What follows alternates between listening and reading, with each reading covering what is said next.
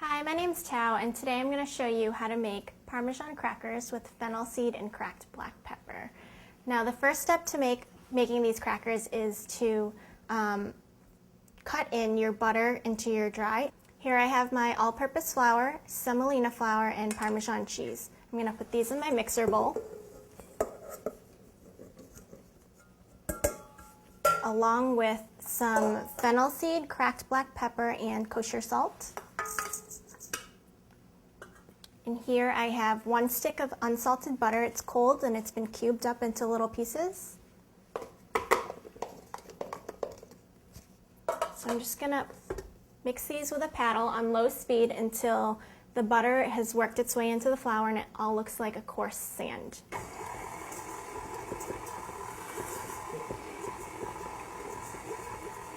Okay, so our dry ingredients in our butter have reached a sandy consistency.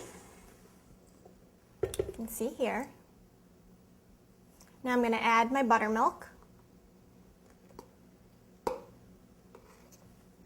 I'm going to mix it just until the dough forms one ball. Okay, so my dough has come together. There's no dry flour left at the bottom of the bowl, which is very important. You want your cracker dough to be very consistent throughout. Now I'm going to wrap this in plastic, and we're going to chill it at least 3 hours. You can chill it overnight, which is actually better for the dough.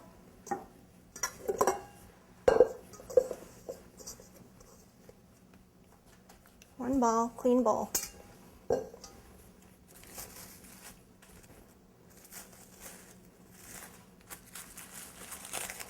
The best thing to do at this point is to try to pat it out as thin as you can. That will reduce your rolling time later on.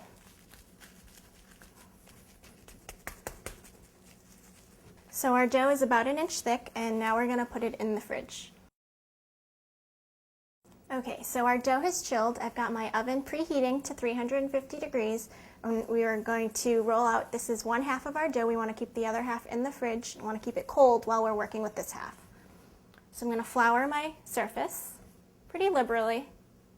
Also want to flour the top side of the dough. So I'm going to roll this out. It's about 1/8 of an inch thick, or the size of a half sheet pan.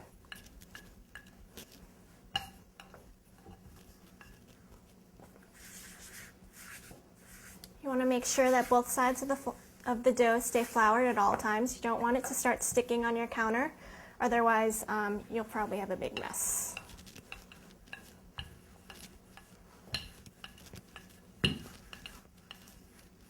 If you can, try to keep the dough as rectangular as possible. That way it will be about the same size of your pan, and you'll get the most square crackers out of your dough.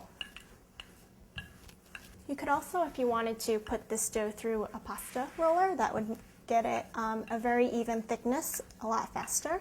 But since this is not that much dough, I like to roll it by hand. Okay, so our dough is about the size of our pan, and we're going to roll it onto the rolling pin to make it easier to get it on the pan.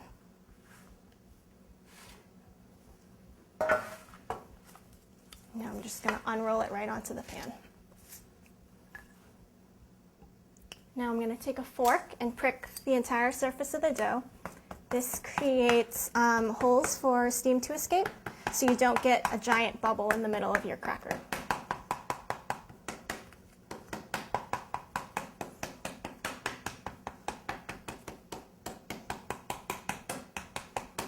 Okay, once the entire surface is pricked, I'm just going to take my pizza wheel here. You can use a ruler if you're not comfortable cutting freehand, but I've done this a few times, so I'm just going to go for it.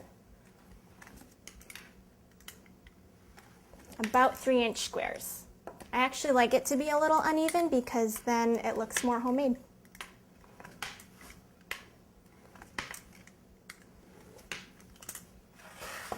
So our cracker dough is all cut, and I have a little bit of Parmesan here. I'm just going to grate right on top. And the cheese will brown in the oven, and it'll make a nice crust on top.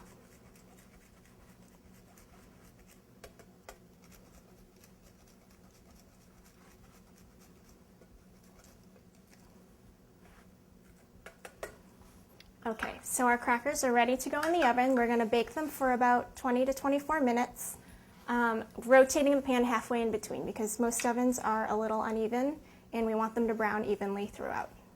Okay, so our Parmesan crackers with fennel seed and cracked black pepper are done baking. Let them cool on the pan, and I've stacked them on this tray here. And I'm just going to crack one to show you the beautiful flaky texture. And this comes from working with cold butter.